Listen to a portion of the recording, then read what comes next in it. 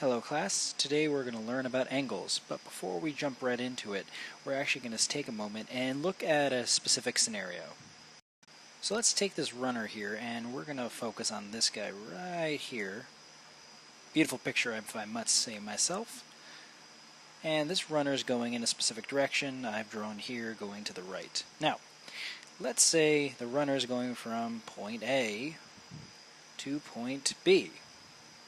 Well, let's say the runner accidentally lands on point C. Now, just to give you a point of reference, let's just assume this is a top-down view, north, south, east, west. Okay, so let's say in this case the runner wants to get to B but ends up at point C. So this effect that goes on here from here to here, but not occurring, but rather ending up at C, there's a change in actually where they're ending up. One, you might say, well, from A to B you have one distance, and from A to C you have another distance. And you probably know this from geometry, that here, line AC versus line AB, that AC is greater than, the distance for AC is greater than the distance for AB. But regardless, we actually look at these and say, what's interesting here is before trying to understand how we went from B to C, what is this idea of from this point to this point? What is this? What is this here? What is this area? What is this measure?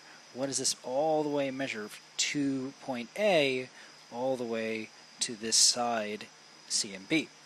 Well, that's actually the definition of an angle. So let's go back to our initial part, which is, so to look at an angle, we're going to have to draw what we call an initial ray and a terminal ray. Notice that they both start from a single point and move outward and end at two different points, very similar to our runner. And let's just add our labels, initial and terminal ray.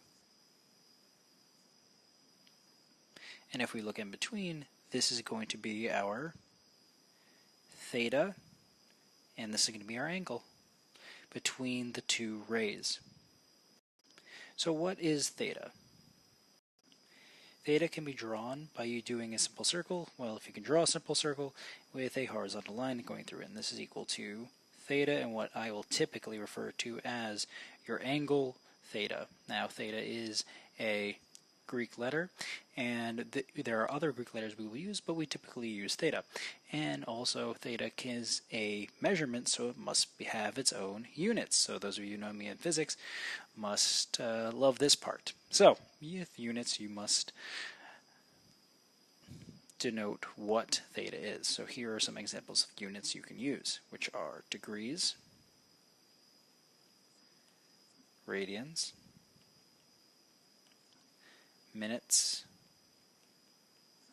seconds. So theta can be drawn with a simple circle with a horizontal line through it. And this is going to be theta. It's a Greek letter, and this Greek letter can be used, and I'm going to commonly use it throughout my videos and lessons, but theta can also be substituted with other Greek letters, like phi, and I'm trying to remember, alpha is another one, beta, and there are other ones that we'll actually go through, but you'll see those in time, so I'm just going to erase those for now. So, well, theta is a measurement. Well, being that it's a measurement, that means that with any measurement you must have units. So what units do we typically measure theta in? Well, degrees. And degrees can be broken down into subparts, which are in minutes and seconds. Think of it as you have your main part here, degrees, and then when you break down degrees you get minutes and then seconds.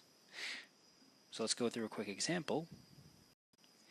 If I am looking at this initial ray and going all the way around back to the initial ray, you get what we call 1, revolution.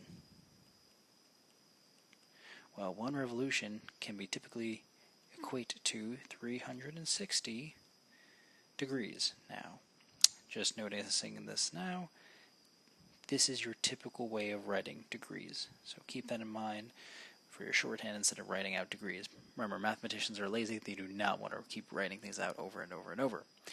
So, 1 single degree is in ratio to 60 minutes.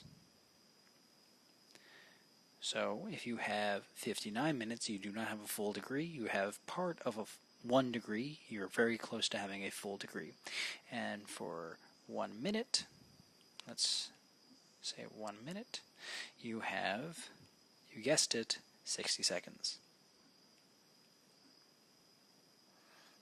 You should know this from being able to read time or analog clocks, but some of you may not have that skill. And you know what? We're probably going to hit that. So let's try this conversion and try to understand a little bit more about degrees and its breakdown of its units.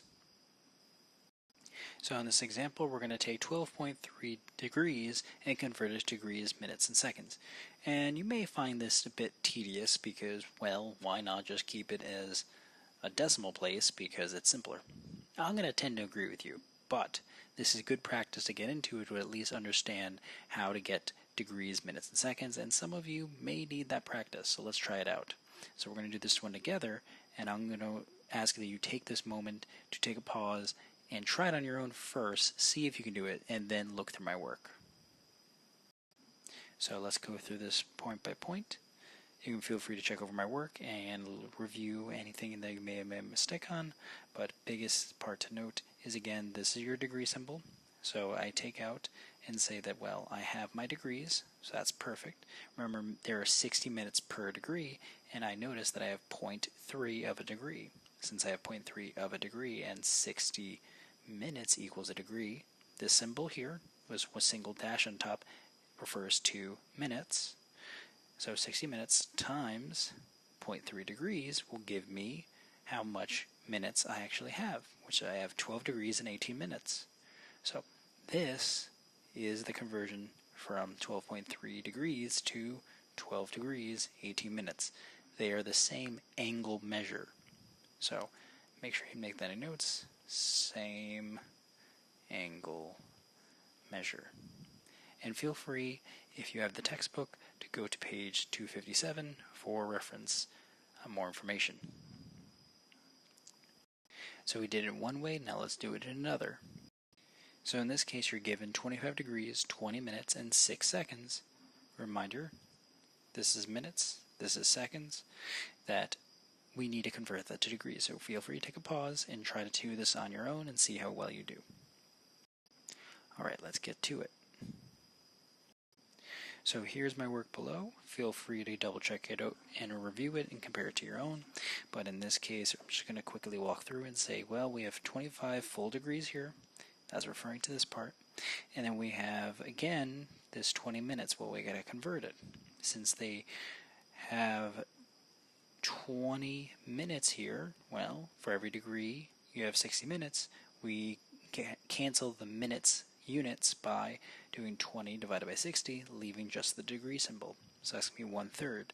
And in this case, well, we have a second symbol. Well, how many seconds are in a single degree? That's going to be 60 times 60.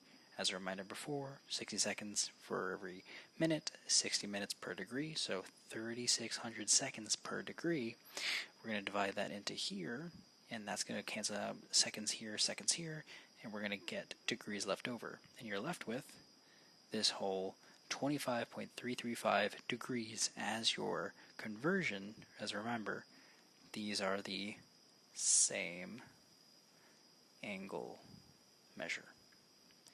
And again, also on the same page, you're going to get this example if you would like to review it. So, overall, I think this went a little bit longer than I wanted it to, but I just wanted to give you a quick drop down of degrees and of angles, and to get us started on the next part, which are referring to angles and in another unit called radians. I'll see you next time. Have a great day.